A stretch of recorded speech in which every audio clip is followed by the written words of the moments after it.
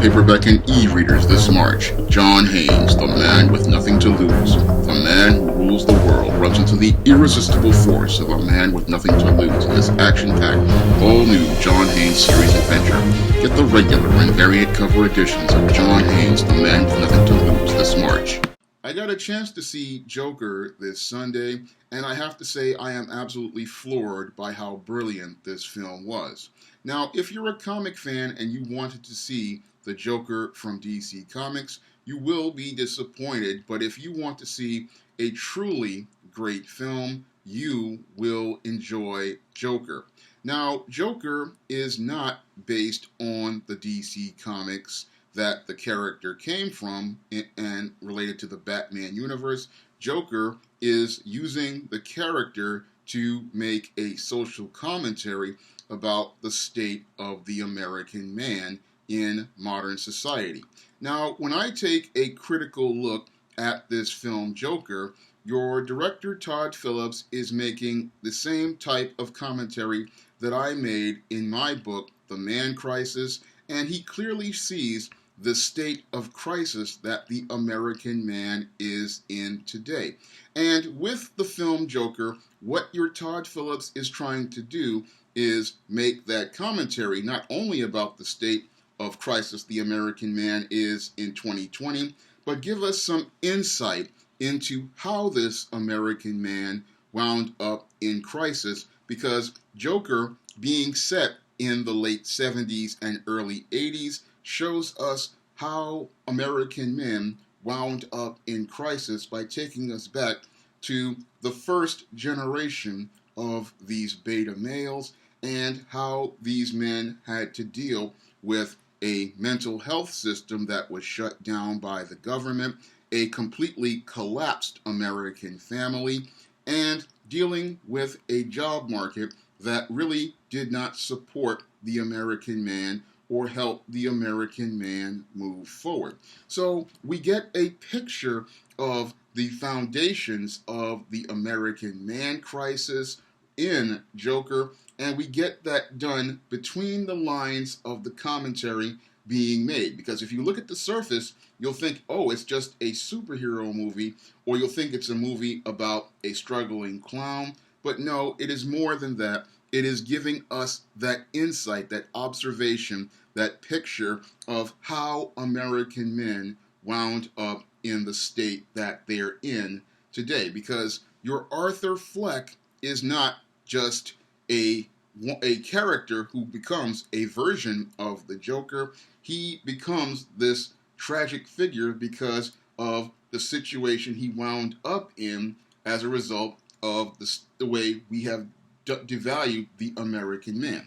Now, when I look at Arthur Fleck, I see a textbook beta male, a ticking time bomb that eventually wound up exploding in rage, and he wound up destroying so many lives. But we all start to see how that process happens in Joker. And that is one of the most fantastic things about this film, is we see the descent into madness that this beta male wound up going into, and that started primarily with that single mother household that your Arthur Fleck came from. Now, your Arthur Fleck, he came into this single mother household, and he's barely eking out a living as a clown. And while on the surface they want us to see it as part of a mental health thing, that he's taking these meds as related to a condition he has, I can see how your Arthur Fleck was not impacted by that medical condition. He was actually affected primarily by that single mother household, and that single mother household was the thing that led to your Arthur Fleck becoming the ticking time bomb that eventually exploded as the Joker. And your Arthur Fleck, he was, again, a ticking time bomb because he was in that single mother household. He was in a codependent relationship with his mother, and a lot of the boundaries between him and his mother we see in the early part of the film are extremely, blurred. I mean, it's basically like what I see in a lot of black single mother households these days. The mother and the son are like the son is like a surrogate husband, and as a surrogate husband, he is trying to take care of the mother, and he's trying to do what is best for the mother, but he does not know how to do that because he does not know how to be a man because he was raised by a woman. And your Arthur Fleck is struggling with his manhood and his masculinity because he does not know how to be a man because he was raised by a woman. And that's what leads to him having all of these issues as related to the not only the laughing but the anxiety. And we also see with the mental health counselor that is another woman in his life, again, does not really understand his issues because the mental health system, in addition to being underfunded, is also gynocentric. So we're seeing where your Arthur Fleck is having issues, and this is the foundation for his descent into madness. And your Todd Phillips shows us that descent starts in that single mother household. Now your Arthur Fleck, again, in addition, while he's taking mental health medication, he's having a lot of issues that beta males have. And one of the issues that I saw early on with your Arthur Fleck was his ability, his being in this rose-colored world, because that's what a lot of beta males are raised in. They're raised in a rose-colored world, and because they're raised in a rose-colored world where their single mother is, presenting them these false ideas about the world, they start to buy into it because they've grown up in it and they think that this is reality. But it's not reality. It's a distorted picture of reality created by the single mother. And Arthur Fleck's mother, she has created this imaginary world where Thomas Wayne is going to come and eventually save her because she used to work for Thomas Wayne. And she's built up this world and this delusion around Thomas Wayne. And she's gotten Arthur Fleck to buy into that delusion. And he thinks that this is eventually going to happen. And he's checking the mailbox looking for this letter to come from Thomas Wayne. But there is no letter that's going to come from Thomas Wayne. This is all an idea that the single mother has created because she has, like many women, built a world around a man. And because she has built this world around this wealthy man, she teaches her son that this illusion is reality. Now, having seen that as his model for his behavior, we start to see Arthur entering into his own rose-colored world where he imagines a relationship with this black single mother. And he imagines this relationship because he wants a relationship of his own. He wants to have a relationship with women. And just like I talk about in the man crisis, many of these beta males, they want to have relationships with women. Unfortunately, because they do not have male life skills or male survival skills, what happens is they wind up participating in very creepy and disturbing behavior, like Arthur does when he follows that black woman to her job, practically stalking this woman, and then in one incident, going into her apartment. Now, you would think that he was actually in a relationship with this single mother, but he wasn't in a relationship. It was something that he imagined because that's the way beta males operate. A lot of beta males, they world build around a person they want to have a relationship with, and because they world build, they cannot, some cases, they cannot determine the difference between fantasy and reality. And also, what also happens to a lot of beta males is that they wind up becoming extremely gullible. They wind up getting taken advantage of. And we see that at the job where after Arthur is bullied and as related to them, some teenagers breaking his sign of a music shop that's going out of business. One of his co-workers gives him a gun. And then this beta male, after giving him the gun, and then Arthur having an incident where at the hospital where he's entertaining, the gun winds up dropping on the floor and he winds up losing his job. The beta male mangina who gave him the gun, what happens is he winds up backing away to leave Arthur to take the fall. And this is something that happens to a lot of beta males out there. And again, all of this is in the process of your Arthur Fleck becoming this ticking time bomb, but the explosion does not happen what happened until later in the movie, but we get the fuse lit when he shoots the three Wall Street executives, because once he loses his job, we start to see the start of the beta male rage, and the start of the beta male rage and the fuse being lit is Arthur losing his job, becoming the start of the ticking time bomb, and again, the descent into madness. But what really drives Arthur into complete madness is the shattering of the rose-colored world. Now, this part of the movie, it was brilliantly executed. I mean, this was masterfully done. I mean, the screenwriter who wrote Joker truly understands the state of the American man and how these beta males are in this rose-colored world that's created by these single mothers. And what happened was Arthur Fleck's fantasy, that world winds up shattering when he meets Thomas Wayne, when he finds out the truth from the mental hospital. And that's when we start to see what happens to Arthur Fleck when he starts to explode in that rage. Because when I look at Arthur Fleck, I see the same pattern of behavior that I saw with numerous mass shooters like Elliot Rodger and guys like, not only Elliot Rodger, but the guy who shot up Las Vegas. There are so many that I had to do research on, but I clearly saw Elliot Rodger in Arthur Fleck once he saw that fantasy getting shattered. And when he saw that fantasy finally getting shattered about his mother, that's when he lost it. And that was a part of the film that made me really see the brilliant commentary on the American man crisis, because a lot of these beta males, they create a world around their mothers. They put their mothers on pedestals no matter how badly they abuse them, and they dote on them because they truly think that because this woman is the only person who is a leader and an authority figure in their life, that they are the only good person to them, and they'll keep that codependent relationship going. But what happened to Arthur was he got a red pill went down the wrong way, and as he vomited in rage, he wound up seeing the horrible truth about his mother,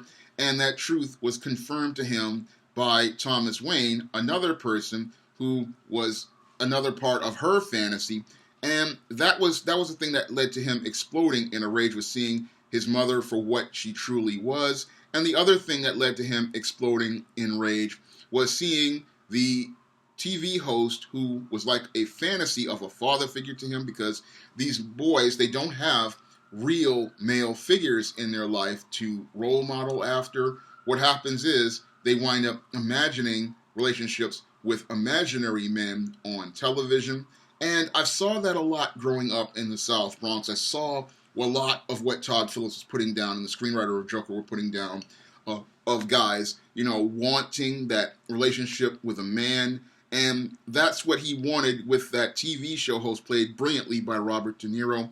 And when his hero wound up betraying him by mocking him and mocking the comedy he was making, that's when he again exploded in rage and wanted to destroy this man. And the great irony was that TV host, in his attempt to mock the Joker, wound up becoming the butt of a joke. And that was another brilliant point in this film, because as the Joker gets his revenge on the people in his life, we start to see, as this American man declines into madness, how this American man goes out here and participates in a spectrum of violent behaviors. Because this character of the Joker, he evolves, and again, his spectrum of violent behaviors start with the murder of the three Wall Street executives, and then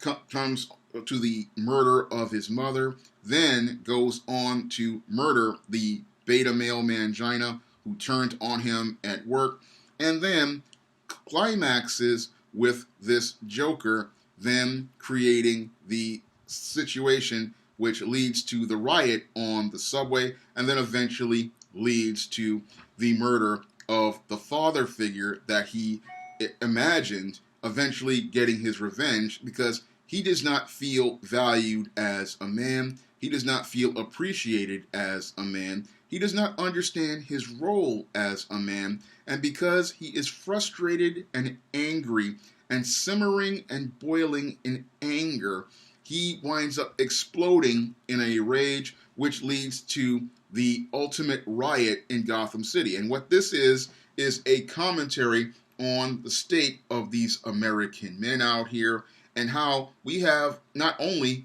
a Arthur Fleck out here, but we have 2 to 3 generations of Arthur Flecks out here, and how these men are ticking time bombs, and how we created all of those ticking time bombs, starting with the feminist movement of the 60s, the closing of mental health facilities in the 80s, and the complete collapse of the American family in the 80s. So we saw in Joker, again, a commentary that is brilliantly executed on the state of the American man, how the American man is in crisis, how the American man is in really the worst state he's ever been in, and how the American man, if he does not get the help that he needs, becomes this extremely dangerous individual, because as Arthur Fleck transforms into the Joker, it's a story that, again, is a warning to all of America about this man crisis, because the Joker is not a hero in this movie. What the Joker is a warning to all of America that this is not just a story about Arthur Fleck. This is a story about the American man, and the carnage that transpired near the end of the movie with the burning and the rioting, that can be coming to you if we don't deal with this American man crisis, because these American men out here, a lot of them have not had a solid family unit in 50 years. A lot of them are coming from homes without fathers. They have been taught manhood and masculinity by women who live in a rose-colored world. And those women taught them female life skills, female survival skills. And these men, like Arthur Fleck, are trying their best to make a living with those female life skills and survival skills. And they are failing at it. And that because they're failing, this is what's leading to them becoming so frustrated and angry, because they're trying to reconcile this faulty logic that they were given by women. And that's what's leading to them having the mental health issues that they primarily have. And those mental health issues primarily come because they're trying to reconcile all of the stuff that they were told by their mothers, who are, in some cases, living, again, in that rose-colored world of delusions. And then when they swallow a red pill, see the reality, it goes into their stomach, and it winds up making them sick to their stomach. And that's what leads to them having to vomit and then explode in this rage. So when I look at the Joker, Joker is, again, the ultimate film about beta males. It is a brilliant commentary about beta males, and it tells the raw truth about beta males, and it does the greatest job of telling the truth about beta males since The Last American Virgin. I would have to say that Joker, like Last American Virgin, is one of the rawest and most realist movies as related to telling the truth about how dangerous beta males are and presenting those raw truths to people in this film. Now, some people would say, oh, that it's not a superhero movie, but this is not meant to be a superhero movie. What Todd Phillips is doing is he's trying to present you with a social commentary in the vein of Rod Serling and Gene Roddenberry, using this Joker character because he knows that the Joker is a psychopathic serial killer, and this is what the American man is becoming. He's becoming a psychopathic individual, and that's all due to the dysfunctional way we have been raising children here in America, the complete collapse of the American family. Todd Phillips shows us this. Now, your Todd Phillips did this film primarily because he said that Americans don't really want to see comedies anymore. But with this comedy, he shows us the dark, tragic America and the dark, tragic West. And he shows us that the joke will be on us if we don't do something about these beta males, and we don't do something to reinvest in the American man and reinvest in the American family. Joker is not just a film about some comic book character. It is a commentary on America, on the state of America in 2019 and 2020, while taking us back to the roots of what happened in the days of the 1980s when Reagan closed down the mental hospitals, and we started to see the mental health issues, and it showed us really again how all of these American men that we have today, these mass shooters, the suicides, the drug addiction, the gangs, all of this started back then, and we're starting to again reap what we sow. But what Todd Phillips does is take us back to the roots of it and shows us the hard, raw truths of what happened. And I recommend you definitely see Joker. This film is a masterpiece. This film is absolutely brilliant. And this is what filmmaking is all about. This is what filmmaking is supposed to be.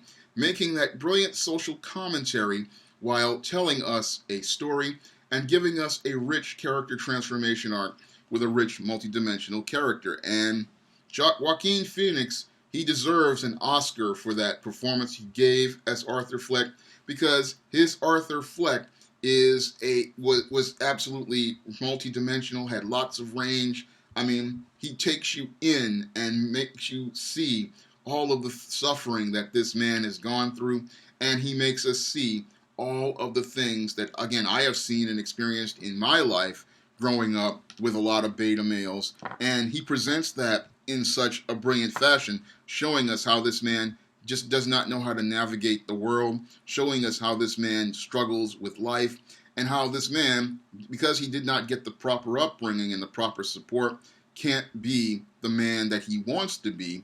And when he can't be the man that he wants to be, he winds up destroying the world around him. If you want to see me make more videos like this, you can donate to my Patreon, my PayPal, or my Cash App by clicking the links in the description box. And if you want to pick up the Man Crisis in paperback or Kindle formats, you may do so by clicking the link to Amazon.com. And if you want to pick up my other SJS Direct titles like the ISIS series, the E-Steam series, the John Haynes series, and the Smith-Storella trilogy, you may do so by clicking the link to Amazon.com. That's all I have to say for this video. You can comment, rate, and subscribe. Now available in paperback and coming to Kindle Unlimited, John Haynes, Dark Succubus. The man who rules the world is tempted by a sultry succubus in this all-new John Haynes series adventure. Get John Haynes, Dark Succubus in paperback or pre-order on Kindle Unlimited today.